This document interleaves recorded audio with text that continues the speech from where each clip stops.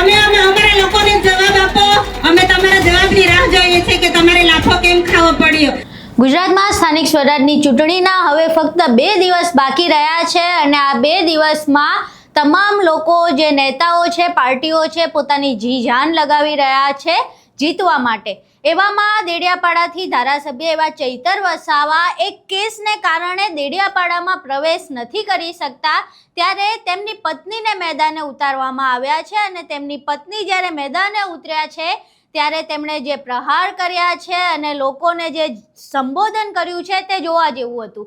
તેમણે મંચ ઉપરથી જે ભરૂચના સાંસદ છે એવા મનસુખ વસાવાને આડે હાથ લીધા છે અને કમલમમાં જે લાફાકાંડ થયો હતો તેના વિશે વાત કરીને સાંસદનો ઉધડો લીધો છે. આખી ઘટના શું છે તેના વિશે વિગતે ચર્ચા કરીએ. નમસ્કાર, તમે જોઈ રહ્યા છો ચક્રવાત ન્યૂઝ. હું આપની સાથે હેમંત.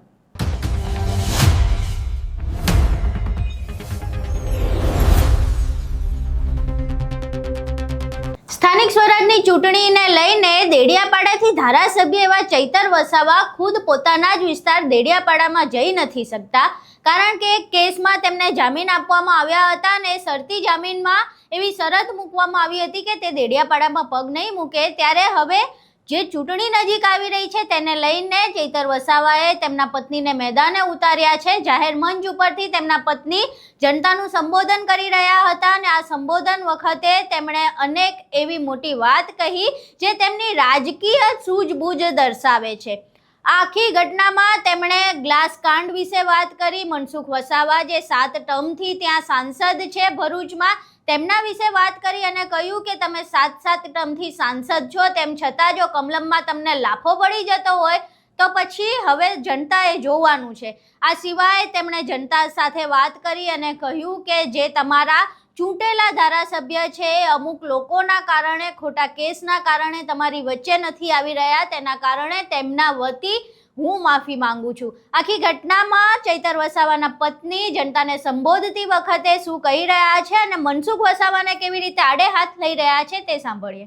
અને આપણા જે 7 ટર્મથી સાંસદ છે, મીડિયાના માધ્યમથી અમને જાણવા મળે છે કે કમલમમાં નીલરામભાઈ સાથે કઈ લાફામારી થઈ છે, તો આપણા સાંસદને લાફો માર્યો છે નીલરામભાઈએ. તો સાંસદ મનસુખભાઈ સાંભળજો, તમે જ્યાં બી હોય ત્યાં લોકોને ખુલાસો આપો. તમે 7 ટર્મથી સાંસદ છો છતાં પણ તમારે લાફો ખાવો પડે. આ કેવા સાંસદ છો તમે કે તમારે લાફો ખાવો પડે? તમે અમારા લોકોને જવાબ આપો. અમે તમારા જવાબની રાહ જોઈએ છે કે તમારે લાફો કેમ ખાવો પડ્યો. તમે એટલા મોટા વડીલ છો છતાં તમારે લાફો ખાવો પડે, એટલે આ તો શરમજનકની વાત છે. બીજું કે આપણા ખેડૂતોને અહીંયા વેપારીમાં ઘણી નુકસાનીઓ થાય છે, એના માટે પણ આપણે લડવાનું છે.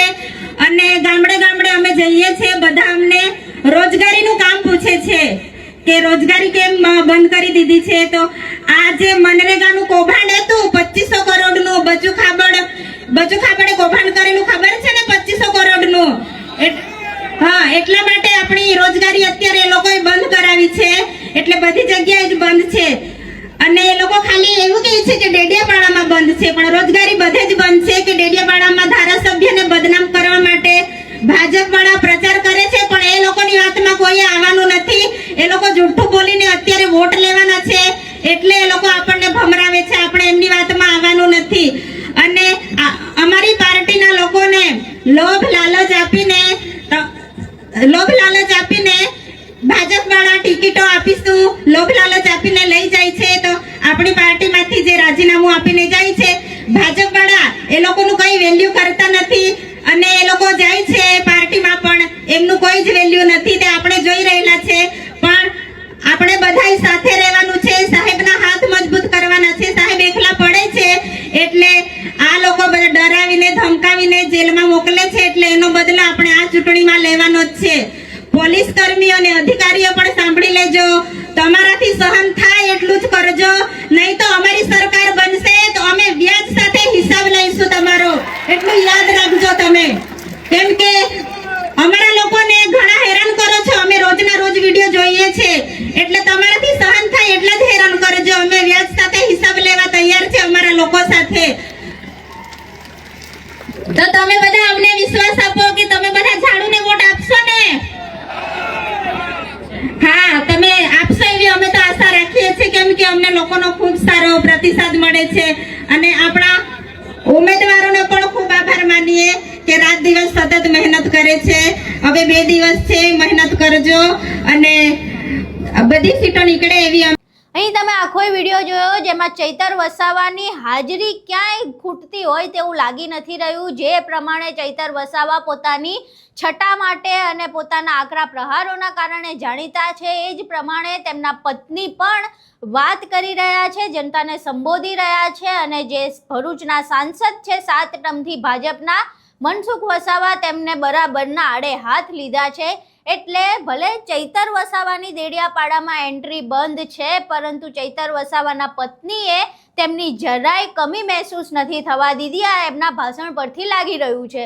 હવે જ્યાં સુધી ચૈતર વસાવા દેડિયાપાડામાં નહીં આવે ત્યાં સુધી શું તેમના પત્ની જ તેમની કમાન્ડ સંભાળશે કે કેમ, અને રાજકારણમાં હજુ ચૈતર વસાવાની પત્નીના કેવા નત નવા અંદાજ જોવા મળે છે તે જોવું રહ્યું. આખો વિડીયો જોયો, ચૈતર વસાવાની પત્નીનો અંદાજ જોયો, તેમણે જે મનસુખ વસાવા પર પ્રહાર કર્યા તે પણ તમે જોયા. હવે આખી ઘટના વિશે ચૈતર વસાવાના પત્નીએ જે સંબોધન કર્યું છે ને જે પ્રહારો કર્યા છે તેના વિશે તમારું શું માનવું છે? તમારા મંતવ્યો અમને કોમેન્ટ બોક્સમાં જરૂર જણાવજો.